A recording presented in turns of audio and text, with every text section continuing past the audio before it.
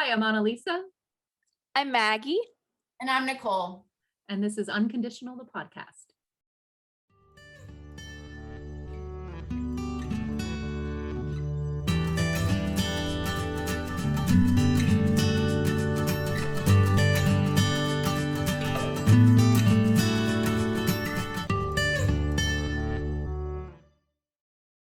Hi, welcome to the latest episode of Unconditional, the podcast. Today, we're going to talk about emotional support animals. And we have lots of questions that are commonly asked, that we've been asked many times. And we're just going to run through and give you the basics on what an emotional support animal is and how you can get one. All right. So jumping right in, generally, a lot of the time people ask, what is an emotional support animal? What classifies an emotional support animal as such? And what are the differences between an ESA and a service dog, both on the legal spectrum and and also with functionality? Yeah, that's by far the most common question. And there's so much confusion, even amongst other clinicians. So before I answer the question, I'm going to explain the reason that I know so much about emotional support animals is because I have a certificate in animal assisted therapy. And I'm currently working on a certification in animal assisted play therapy. So in doing that, I have had many opportunities to explore, both in the research and among other clinicians, what is a therapy animal. So we're talking about three different classifications, right? I work with a therapy animal, Benji the dog, and Benji is trained to support me in my work, helping other humans to heal from mental health concerns. Right. So he's one dog who supports lots of people with the help of a professional human. There is no law saying that Benji is what he is. Therapy animals are not classified in any formal or official way. Service animals and emotional support animals, on the other hand, they do have specific classifications by law. So a service animal, we've seen these animals all over the country. They've been protected since, well, I'm sorry, I want to use the language appropriately here. The human handler who has the service animal is protected by the Americans with Disabilities Act and has been since 1990. And these animals are almost always dogs, and that's by law. There are also miniature horses who can be trained as official service animals, and that is it. You will never meet a service animal who is an alligator or a fish or whatever else. They're always going to be dogs or miniature horses. And those service animals are working animals that have been trained to perform a specific task to assist a person with a disability. Usually one specific task, maybe more. But so, classic example, a person with like a disability around their vision may need a dog to help guide them in public spaces. A person who has PTSD may need a service animal who's trained to detect when they're about to have a panic attack. In common public places, train stations, airports, when you see a service animal, they do have one of those vests that say, do not pet, I am working, so I guess it's like a two-parted question. Are all like therapy animals, service animals, and emotional support animals required to have some sort of vest that displays that? Is it just service animals? Yeah, so there is no law saying these animals have to wear a specific vest or have a badge. And when we get to the point of talking about emotional support animals, I'll clarify that folks trying to sell you a vest are probably fraudulent. But backing up to service animals, it actually is just a best practice to make sure that the animal has clear markings and has that, that little phrase, do not approach, I'm working. And that is for the protection of the person who's handling the dog, who needs the task that they're trained to perform. And it's also from an ethical standpoint, it's good for the animal. Working animals, they're really only supposed to be working for a certain number of hours per day and a certain number of days per week, just in terms of like the ethics around the 5 freedoms of bringing animals into human work. And it takes energy and attention, right? It is hard work for these animals to do this job. And so we shouldn't be distracting them from what they're trying to do, which is life-saving work, right? So it's best practice for them to have a vest, but it's not required for them to have a vest. And in fact, if you see someone come into your place of business and they have an animal, you can ask, is this animal trained to perform a specific task protected under the Americans with Disabilities Act? Write that down, because that is the only thing you can say. You cannot ask, do you have a disability? Tell me what it is. You can't ask, show me the badge or show me your paperwork, prove to me you're disabled. That is messed up. You can't do that. And you'll get in trouble. Walks up to the dog. Can I see some identification, please? Right. Never. What do they expect is going to happen? No, you just want to ask, is this animal trained to perform a task that's protected under the Americans with Disabilities Act? That's all you can say. And you take the yes or the no with grace, because most people are not trying to, buck the system. Right. It's only a very small community, which is now, that's interesting, because that's now why, there are such strict rules, because there were people taking advantage of that. And like you said, trying to use an alligator as a service animal, which is interesting, and I think kind of contradictory a little bit. All right, so that's a good segue into talking about emotional support animals, because that's where a lot of this fuzziness, where the gray area is. So an emotional support animal is an animal that can be reasonably accommodated for a person who has some form of psychological disability. And I'm using that language intentionally because that's the language in the Federal Fair Housing Act, which is the only law that protects people who need emotional support animals. So an ESA provides comfort to help relieve a symptom or an effect of a person's psychological disability.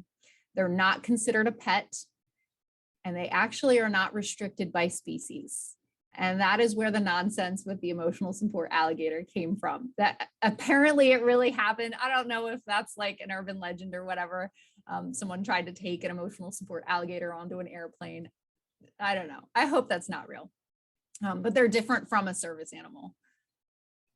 When it comes to having an emotional support animal, is there a requirement for having the animal trained? Because as a therapy animal, Benji is trained. And in most circumstances, at least I would say, when I do see a support animal or a service animal, they usually are pretty well behaved. So I'm sure there's kind of like a basic level of what am I trying to say? Politeness for a dog to have to fit into that realm. Yeah, I think that's a perfect word, actually. We want our working animals to be polite. Absolutely. No, there actually isn't a requirement that emotional support animals be trained in a specific way. There's a best practice, of course. And when I'm working with clients who are trying to obtain an ESA, I'll talk to them about, if you want the animal to truly be supportive to you, supportive to your emotional needs, you probably want a specific type of animal. You want to have a certain type of bond. And can you bond with an animal that isn't housebroken, or that doesn't like people, doesn't want to be around you, right? If you want the ESA to do a specific job, then it's probably a best practice to get one that, and I'm thinking about dogs in particular that have gone through the canine good citizen training, have passed the test by the American Kennel Club, right? And are able to, to be a great member of your household, even if they're not a pet.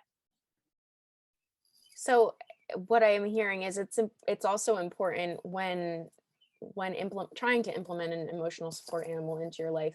It's a good idea to kind of cater to the animal itself and its personality and its quirks and what it likes and what it doesn't like. Like you said, obviously, if an animal doesn't like people, it's not going to be, the best idea to have them working in a public setting. Um, because I know a lot of people have asked if you need, like, like you said, identification or a specific certificate that you need signed by somebody, head honcho of the dogs. But who is that? So that's interesting, that they don't actually, it's not a requirement, but it's a recommendation, I guess you'd say.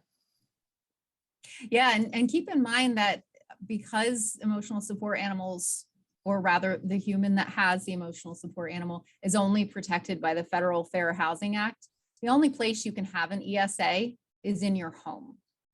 You can no longer travel with an ESA. There used to be a law that applied to traveling by air, but in December of 2020, that was overturned. And we can no longer take our emotional support animals onto planes and trains, unless the company specifically allows that. But there's no legal protection for that anymore. Service animals can absolutely be taken in any public space, right? Because that is, again, because they're protected by the Americans with Disabilities Act. But ESAs are different. So you can only have them at home. You still want a polite, well-trained animal in your home, I would hope. And because the people who have emotional support animals are typically going through some sort of therapeutic process, right? They're seeing a counselor outside the home. They're learning all the different ways that the ESA can be part of their mental well-being. And so they're continuing to train and care for the animal.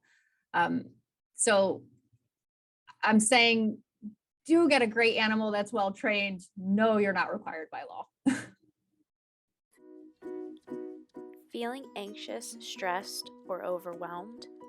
Join local Montgomery County author and animal-assisted therapist Annalisa Smithson for a 21-day journey of compassionate, playful self-discovery. Readers will relish this timely, easy-to-digest pilgrimage of self-love, which Smithson offers through 21 snack-sized chapters that can be easily digested before breakfast. Unconditional: Learning to Love Your Authentic Self is available now on Amazon in ebook, paperback, and hardback versions. Get your copy today. Go to annalisasmithson.com for more information or find Unconditional on Amazon.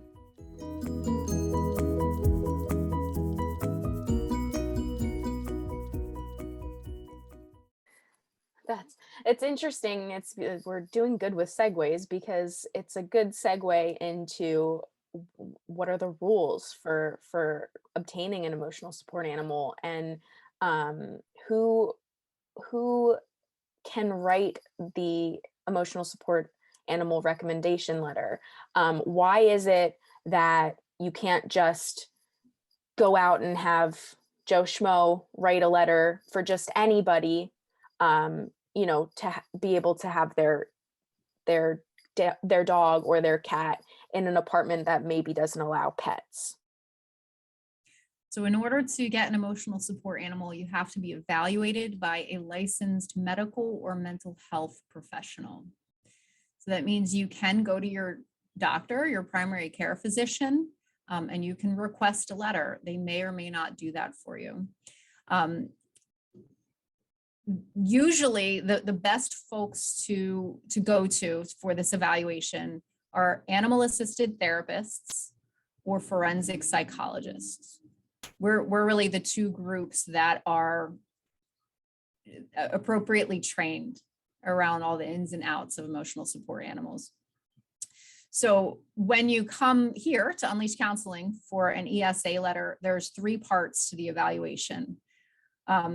First, we're going to assess for the disability in question, right? We're going to be asking, does this disability cause a need that an ESA can alleviate?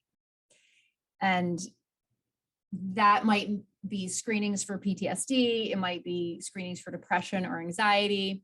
I'm not sure, right? Until you come and we start talking about what's going on, and then we do the appropriate assessment for your mental health. Then the next part of it is assessing for the ability to provide adequate care for the animal.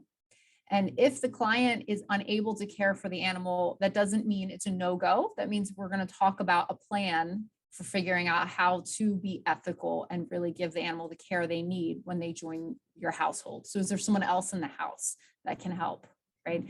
Do you have the funds to be able to take them to the vet and get them all the shots they need, right? Have you worked it into your budget to figure out their food and toys and whatever else? And that's coming from my training around the 5 freedoms of animal welfare. So as an animal assisted therapist, this is something I've committed to. This is a globally recognized gold standard for animal welfare. And it's basically saying that we're going to ensure that any animals we work with or interact with at home or at work, their physical and mental well-being is taken care of. So that's freedom from hunger and thirst, freedom from discomfort, freedom from pain, injury, and disease, and freedom to express normal and natural behavior, and freedom from fear. And then the third part of the evaluation is psychoeducation. So we talk about exactly what we're talking about here. What is the difference between a service animal and an ESA, and what are your rights and responsibilities as the client, right? So it is your responsibility to know that you can no longer take your ESA on aircraft, as an example. Another big question that we get a lot from from certain inquiries is, why can't I just have the letter? Why do I need to be doing therapy as well? It's a very common misconception that, the letter is just handed off, and then, you just have that unspoken title of owning an ESA. It's really not like that. It's a continuing process that you're going to develop skills and education on. Yeah, that's a really good point. I'm glad you said that. It's important for people to keep in mind that an emotional support animal cannot be your only tool or treatment for your mental health care, right? And I'll be frank, instead of Lisa for the moment. If you come in with major depressive disorder and you have suicidal ideation, I can't let you leave here with an ESA letter knowing that that's the only thing you're doing to care for your depression or to relieve your depression, because it's deadly, right? You would be in serious danger, right, of dying by suicide. We have to continue with the rest of the mental health treatment. So it doesn't have to be with me. I do not require people who come in for ESA evaluations to do therapy with me. I may refer them to another counselor who's more appropriate, or a psychologist or psychiatrist or whomever, right? It's so different. Mental health care is so different for everybody. I just want to know that the ESA is going to be one of many tools in your toolbox. Nicely put. Now, kind of to tie it all up in a pretty little box, you say you go through the process, you go through the assessment, you have the letter. A lot of people want to know, should an ESA be a particular breed or a particular weight? A lot of people have these questions.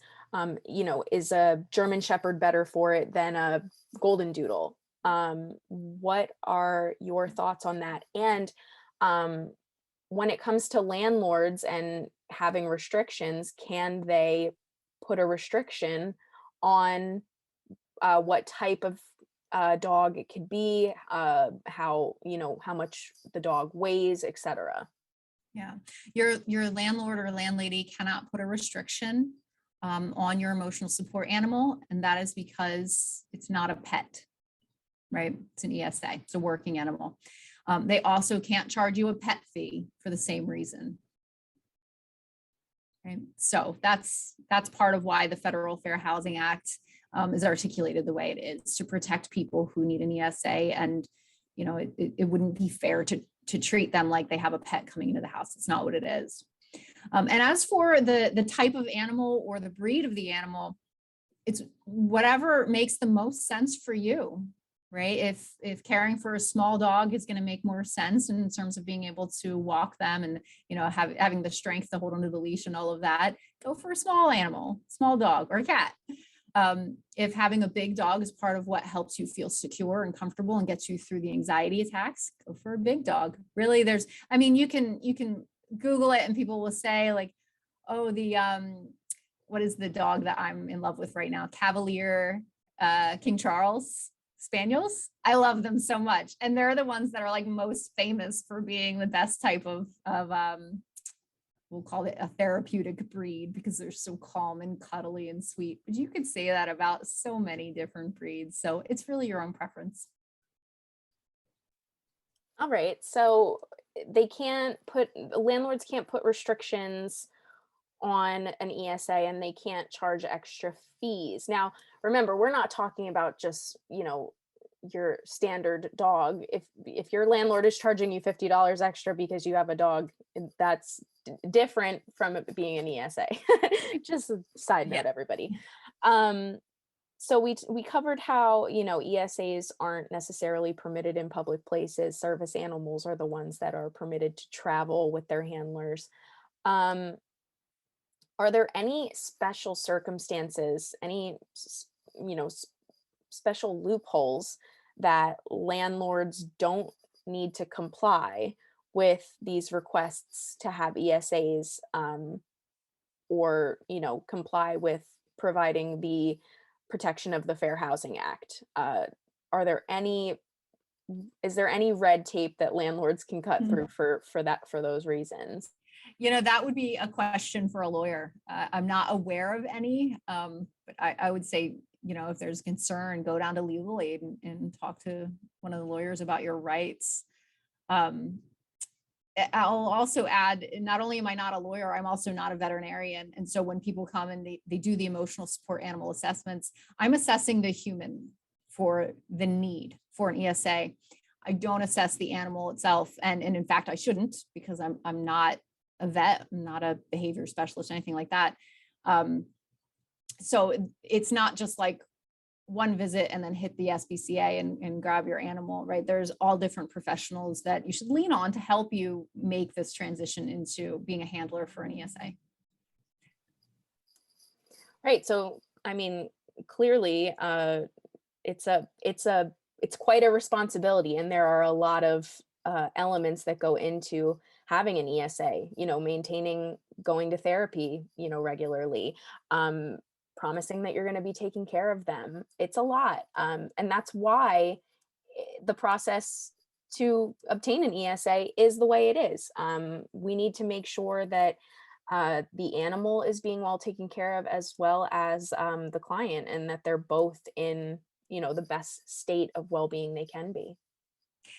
And all that being said, I'm obviously biased, but I think it's worth jumping through all those hoops.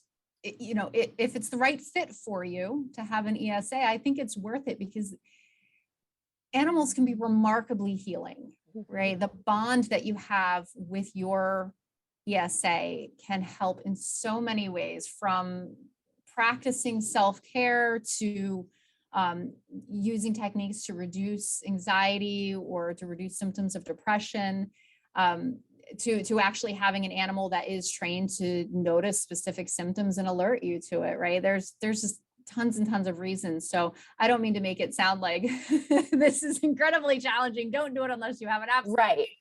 It really is worth exploring. Yes, the payoff is worth it for sure. Yeah. Having that co-companion at your side, especially going through, mental and psychological issues, is going to make it, that much more worthwhile when you can overcome those issues. Yeah, absolutely. Well, thank you, Maggie. This was such a thorough conversation. I hope people learned a lot about ESAs. Yes, it was great and very, very intuitive. So if you do have any other questions about ESAs, feel free to let us know.